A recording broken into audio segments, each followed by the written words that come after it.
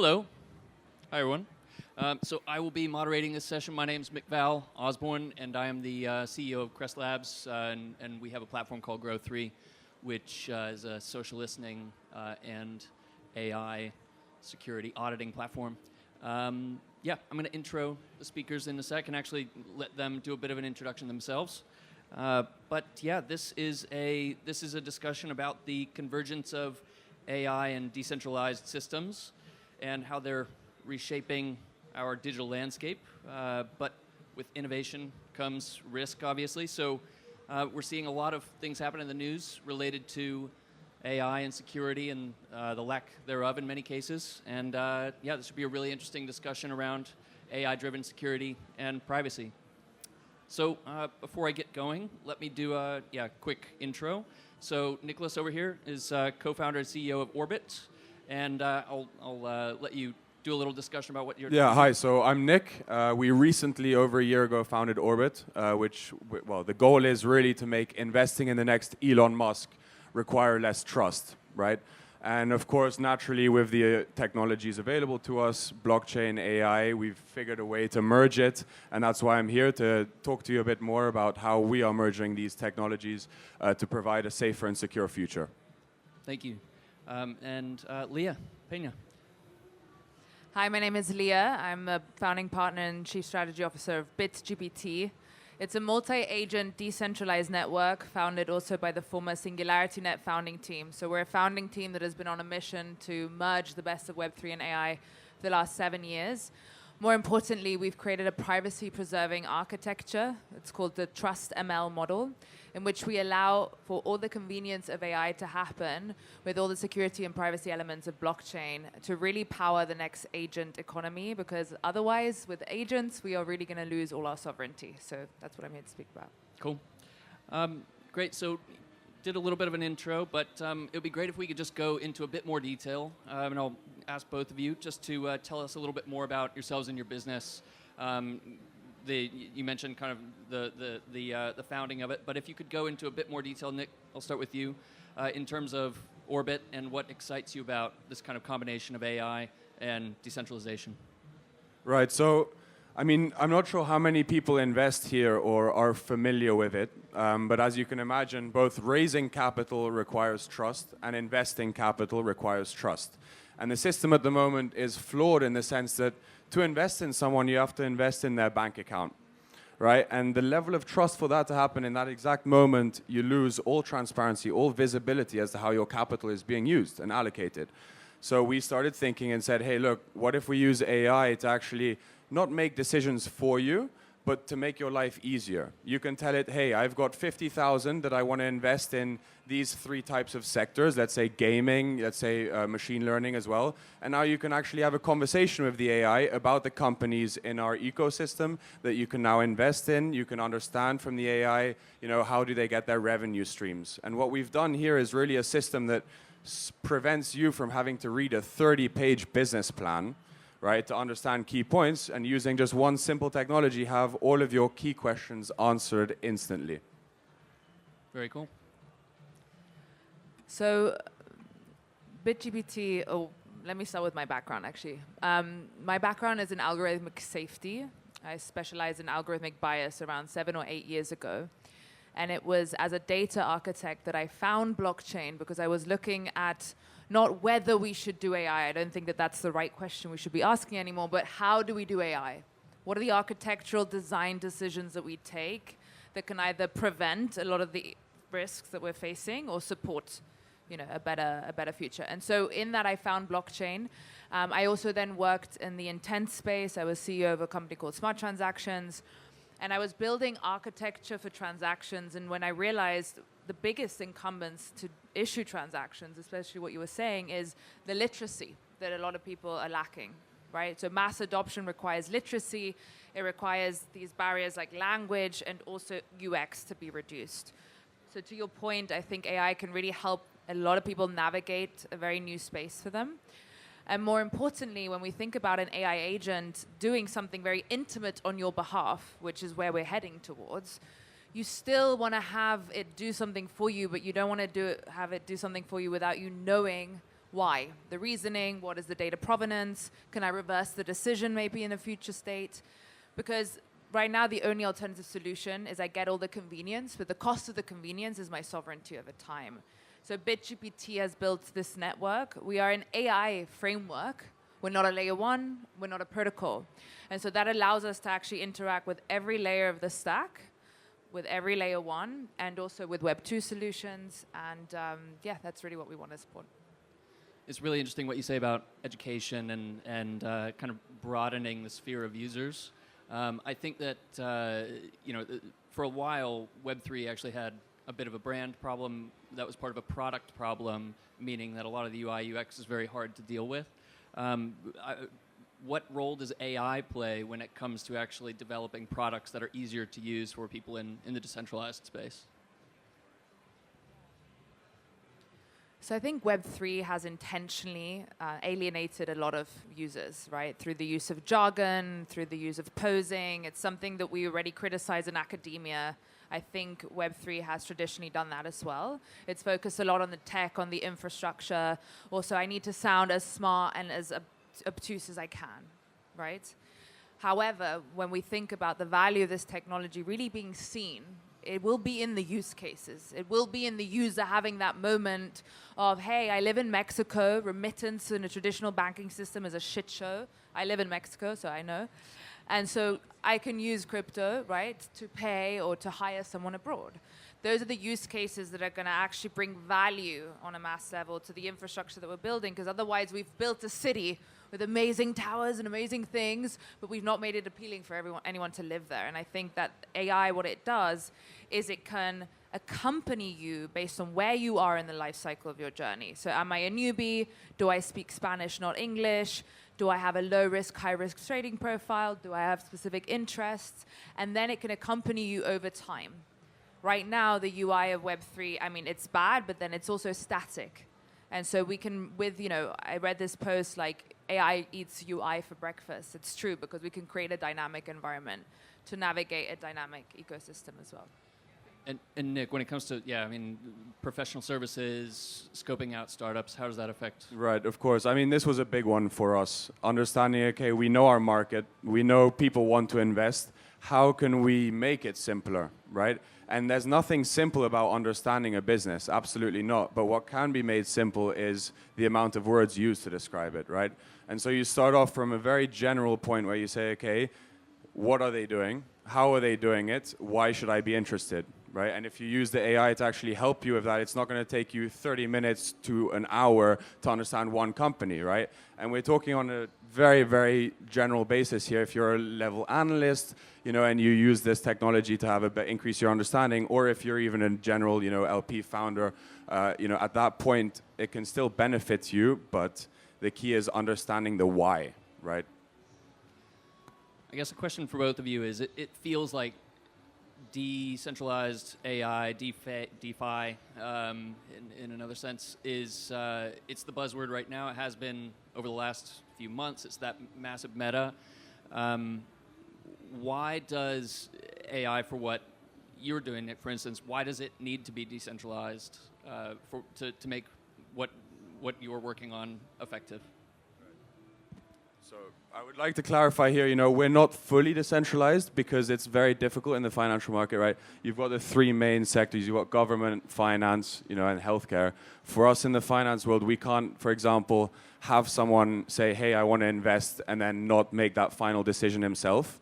And the route that we're trying to take now, as I mentioned earlier, of trying to make it more simple and automated, right? You can't literally tell an AI, okay, invest 50K or 150K into the three companies in my area, right? It's going to tell you, okay, these are three companies that, based off the information you've provided me, follow into your range. But now, before you actually even invest, the AI is not going to click the button for you, right? And this is something that's really important for us to know, is that we don't want the control to be taken away from the person. Right, and that's when it then gets to the levels of, from the EU AI Act, where you have low, medium, and high. Low, let's say, would be a low-level chatbot. Medium would be something how we're using AI in our processes at Orbit. But then the high one is, let's say, Tesla, right? And they've got an AI that's now making its own decisions, and what is the effect that it can have, right? In our case at a company, okay, maybe someone doesn't end up investing in another startup, but in the case of Tesla, that AI making a decision could cost someone's life, right? So that's the levels of risk that I think it falls into. And Leah, in terms of what you're working on. Yeah, I think for us it was important to, in a case like yours, actually provide a framework that does allow, for example, Orbit to in the future be fully decentralized. So what does that mean? Right now, what we have pioneered and the IP that BitGPT brings as a network is actually a large language model to small language model distillation process. We reduce these large language models such that they are so small that they can be, first of all, stored on your phone. Secondly, they can do task-specific fine-tuning, which is really good for an agent. And it will use less compute, because for most of what we're doing, like Gen AI is basically like taking a Ferrari to the grocery shop. And so what we created is a blueprint that allows people to build. That's why the agnosticism and the modularity in our framework is so important. We're not like telling you to build on Solana. We're not telling you to build on Base, not necessarily even having to build on crypto. More importantly, we identified there are two places where we, as a government, as a company, or as a user, lose sovereignty. It's where is the model hosted, aka who owns it, and B, how is the data of your process, your intent, given to the larger model for training? Because right now, what we have in the landscape is a very kind of Boolean decision. Either I go fully centralized, I'm giving my data fully to like some Altman or DeepSeek or whatever, or I have a personalized RAG, but then that's limited because, to be honest, like who wants an AI only trained on my own data? So where is that third way, that golden like third middle path? And that is what BitGPT has built. Our methodology is such that the starting premise is every AI agent user is actually also the owner of their model, so on your device. From that default starting point, instead of taking your data when you write a prompt, when you express an intent, we actually do a synthetic data abstraction, which only takes the semantic inference of what you wanted and the outcome of the agent. And so it's actually, for the first time, a solution that allows you to have the best of both worlds. And we wanted to provide that infrastructure for Web3, but also for Web2, candidly speaking. Sounds really easy. Oh, no, no. Just kidding. Absolutely.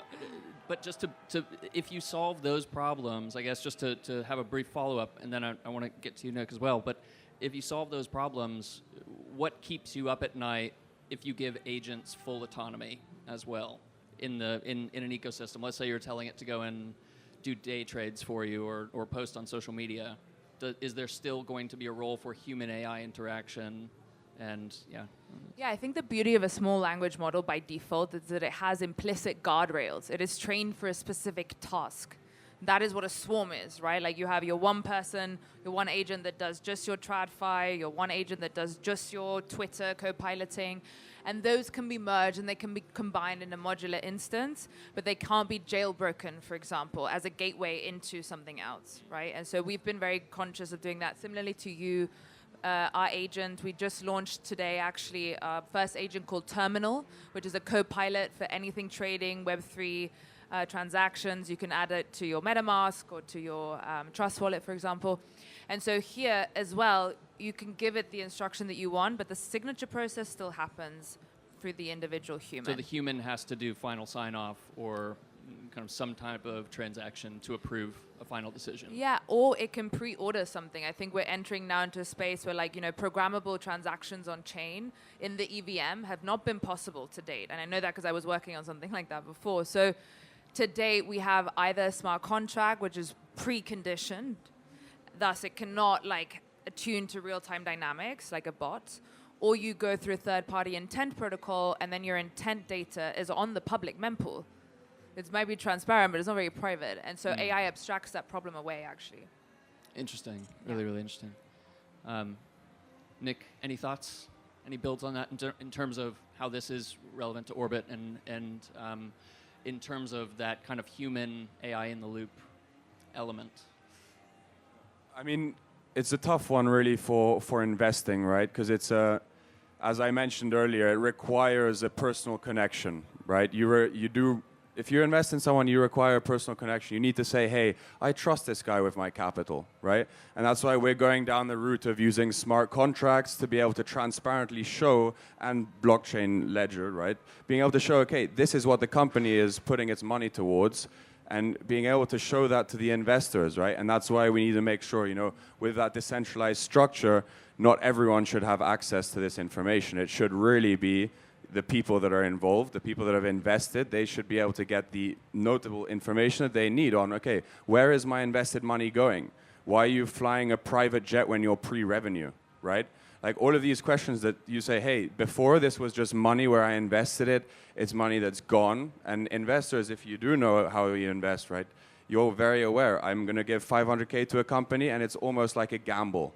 You know, you're happy if after 5 or 10 years you come back with something. Right? And so for us using the AI in an optimal way, because it's very easy for companies to suddenly be overflown in such a saturated market. You know, you have 20 possible solutions that you can use. But then it's very easy to suddenly go with 18 of them, and now you're actually losing efficiency because you're not in line with your unique selling point, right? You're saying, oh, let's go with this, let's use this, let's go with this. But you're not like on track, right? And I think that's a big problem for, well, at least that keeps me up at night. I want to go into, because I think I want to make sure that we kind of stick to time, and I know that we're a bit behind, so I'll try to keep it fairly concise. But I wanted to go and talk a little bit about just general advice and top pieces of advice for companies looking to use AI for security in Web3, either from risk discovery or other use cases. I don't know if you have any thoughts on that, Leah. So I think what we're seeing in Web3 right now around the agent narrative is similarly to when ChatGPT came out, and then you had like 50,000 new AI companies, and it was really hard to demarcate like what's a really sexy like Twitter demo video, what is a real technical solution. And I say this because I see investors are confused by this as well. And you know, whether you invest in your capital, your security, you have to be able to have a deliberated decision-making process. I think a theme that's emerging a lot, because I was talking with the head of Solana AI, is actually eval agents, so evaluation. Can we create like quality assurances around that? I think as an ecosystem, we'll get to that stage. That's a phase 2 of AI agents.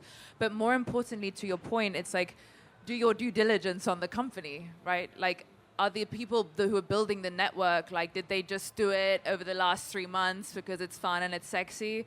Does the tech really bring a benefit?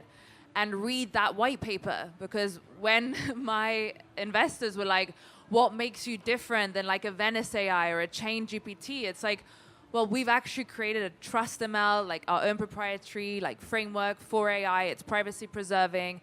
It does all these things. Now, this isn't something that the user is necessarily going to feel in the first instance, but it's the healthier way in the long term. And so I think when you really want to build that for your company, you want to put your personal data into a network, I think do your due diligence and maybe do it with Orbit. So I only have one clear thing to say here, actually, and it worked for us. Well, it's working for us, and in line with your point, right? It's really about working backwards, almost. Like what we know about Orbit, kind of like what Bezos says about Amazon, what's not going to change in 10 years, right? We know customers are still going to want products quickly. In our case, we are going to know that investors still want transparency, right? And transparency is just this trend. So when you start to work backwards and you realize, okay, this is what I need to get to, you have to understand how am I going to get there and what's going to help me on this path of getting there, right? And like I said previously, it's not about going with the 20 companies that can help you be 10% more efficient. It's about really hammering down on 1 or 2 AI companies that are the exact use case for your business, right? So as they align, as they scale and grow, you're scaling and growing as well. Of course, it's natural to only implement X, Y, and Z other AI companies to streamline efficiency, etc. But I think when you get to that scaling level, it's much more efficient to have less that you're relying on than to suddenly be working with 15, 20 companies where suddenly some are no longer important to your sudden use case, right? And sorry, just to add to that, I think we talk a lot about the notion of transparency being a hallmark of privacy, but I think accountability is really important. And the space doesn't have this on a cultural level. Like it has like the denoted stigma of being scammy, but also when it comes to your AI solution, the whole point is that now you do have data provenance. The whole point is that now you should be able to do a quality assessment versus a centralized AI. If you cannot do that, then you're probably with the wrong vendor. Yeah. Well, this actually just kind of came to me. So if this is the wrong question to be asking, then tell me to just be quiet. But what I'm seeing is, you know, when ChatGPT first became big, people were talking about the AI wrapper, and everyone's just creating an AI wrapper company. And then it became clear that actually if you're differentiating and storing data differently and dynamically within those businesses and you build brand resonance, then that actually is a very strong moat, and it didn't used to be. If we see decentralized AI becoming bigger and there are 10 other competitors to startup investment identification systems or AI trading agents, what is it that's going to be the differentiator, or will it become a Me Too kind of situation of everyone adding bells and whistles to different features? Yeah, I think whenever there's noise, there's also a really easy way to filter out the crap. And I think that with an AI agent that is supposed to help you do, for example, trading advice or get information, like you can actually run them in parallel and just get an assessment for yourself. So I think in that instance, we'll be able to do that too. I think my advice, and this is really biased, but I would say that the last mover advantage will probably prevail in this space. I think we saw a lot of like AI agents pop out of nowhere and they're quick and dirty. Those are mostly wrappers. They are mostly like a ChatGPT, like maybe using an ether scan to get some data. It's very easy for, you know, a centralized AI to just pick up a Morales API and get on-chain data. So it's like, be careful what you want, right? Do you want an AI to help you trade? That's one thing. Do you want an AI that long-term you feel comfortable handing over your keys, your wallet, your trading strategy, your intent? That's something very different. And I think, you know, really make sure that you're picking the right solution for what you want. No, I think that's a really good point there. And just to add on, right, it's a question of time, right? If we look at time 5 years ago, 10 years ago, even 20 years ago, when people were told, hey, all of your money is going to be stored on this plastic card, right? People didn't like that at all. And now the whole world works with credit cards, right? And it's a very similar analogy to this. It's just about, you know, easing in step by step. People, especially the young generation, right? Web3 and AI is already such a big topic of how they're growing up. It's only a matter of time before, you know, I'm 25 now, but all of the 25-year-olds now coming up are going to have that extra level of depth in knowledge, right? Where then suddenly creating something new is only going to get easier because all of these kids have already got that back end of knowledge and information and possibly even connections and network to really then level up. Okay, I've got 1.5 final questions, then we'll wrap up. One question is this. Have you ever typed something into a AI chatbot that you wouldn't tell your parents? So you don't have to say right now what you typed in.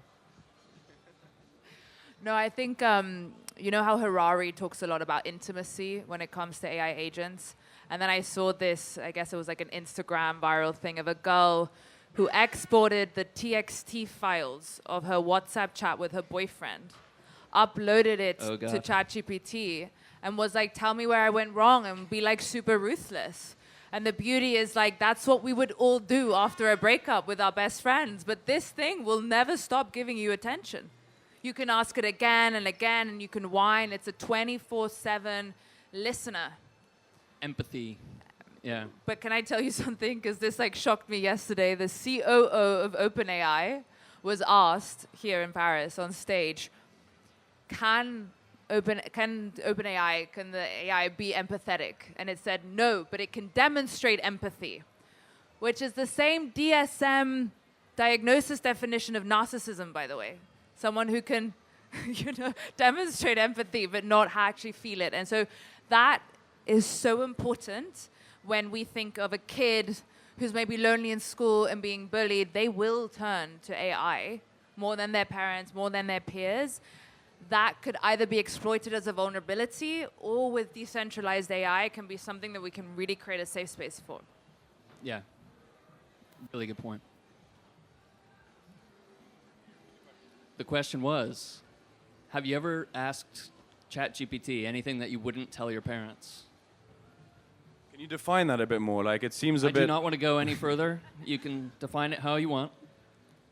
that I would not tell my parents. I mean, they know how often I use it. I mean, I use ChatGPT. I don't pay for the $200 a month one. I pay for the $20 a month one, you know, and I'm speaking to that thing 3 hours a day, up to the point where it even pisses off my girlfriend. She's like, you speak more to that than me. And I'm like, well, I learn more from that than I do from you, right? So. Oh, God. Is she here? No, she's not here. She's not here, and I hope this isn't videoed, but she's Latina, so that makes it a bit more difficult. Okay, I'll leave it there. Thank you, both of you, for speaking. This was fantastic. And can you give them a big round of applause? Yeah? Thank you, guys.